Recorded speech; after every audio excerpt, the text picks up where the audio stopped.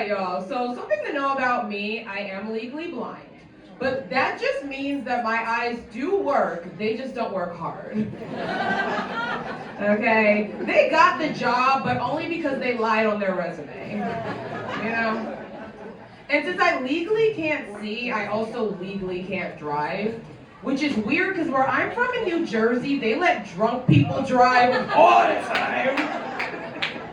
I don't know what the difference is, for real.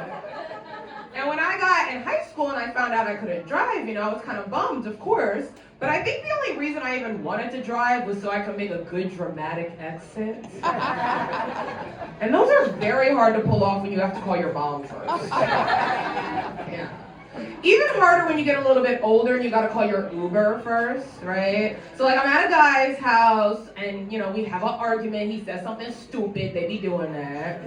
And I'm like, you know what, I'm out of here, I don't even want to do this anymore, I am leaving in 7 minutes. Hold up, in 13 minutes. When Ernesto comes to scoop me up, you will never see me again. Oh my goodness. As I get older, I realize that my parents are two very different people. Like, I feel like my mom raised me to be kind and friendly. And my dad raised me to be an asshole. Because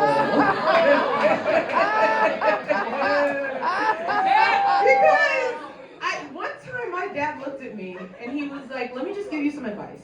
There is no situation in which someone else can't be blamed.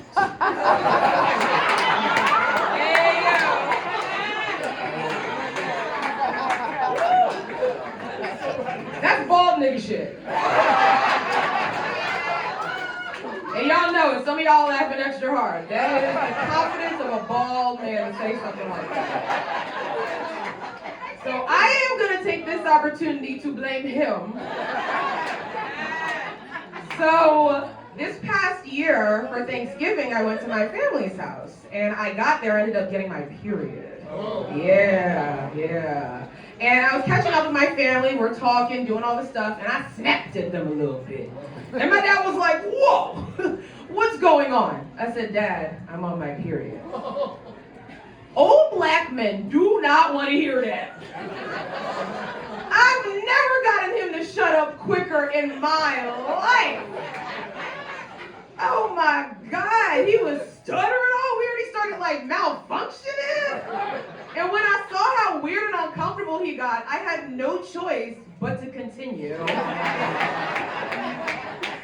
So the next day we're watching a movie and I'm like, Dad, can you pause it? I have to go change my sanitary napkin. He's like, whoa. I didn't know what to do. Like when you spill water on an iPhone? Like what the hell? This grown-ass man squirming over some blood, man. I loved it. I've never felt more powerful.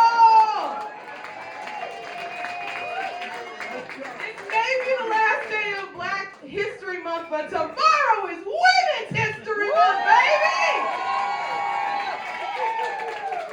Tell a bald nigga you're on your period today. Thank you. Oh man. Now, my problematic trait is that after this, I went to my phone and I realized, oh my God, duh, the Thanksgiving dates and the Christmas dates, they align, right?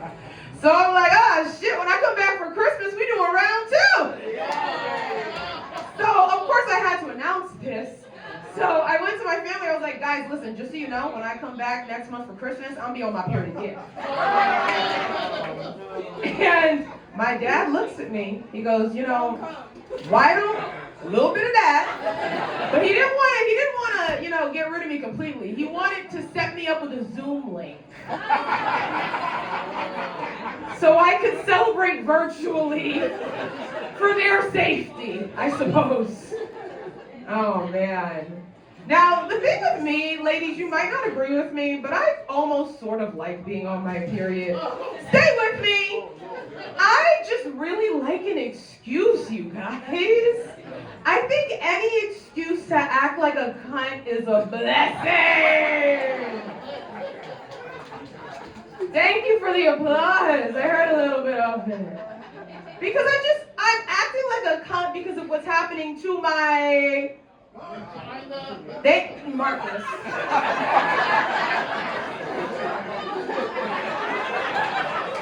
The next part of the joke is, tell me that's not cunt. I can't say that's so vagina.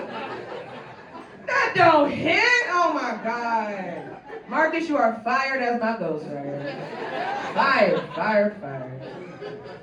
Now, dating in New York City is interesting, terrible. I heard up here, yes, terrible. And I've slowly dipped maybe like my pinky toe back into these deeply infested waters. And I was talking to this guy, we were good friends, and I was starting to feel him, he seemed to be starting to feel me, and we had been texting, and I was like, you know what, let me just put myself out there. So I was like, hey, I'd really like to see you, we should get together. He replies, absolutely, bro. Now, that should have been my reaction. However, my reaction was to reread the text and say, okay, bro, B-R-O. He meant boo. It was one letter off, it was a typo. Siri's out here trying to fuck with my love life. You know she's the biggest hater. But hypothetically, let's say he did mean to call me bro, okay? Some losers get friend zoned. I got sibling zoned. And that's because he wanted me as close to him as possible. Which I'll have you know could be very romantic. In maybe Alabama or somewhere in the South. I don't know. Now, needless to say, I kept talking to him. I'm gonna lie and tell you guys I did it for the plot. But later on in our conversation, he stated an opinion about something, and I was like, oh, I totally agree, girl.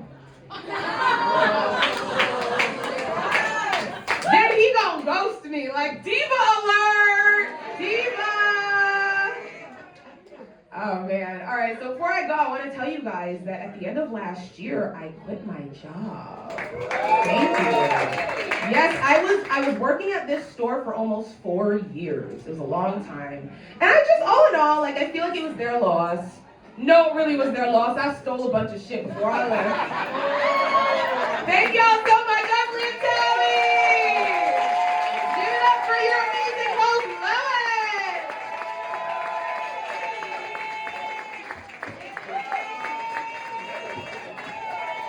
Give it up again for Liv Talley! And the whole Talley family.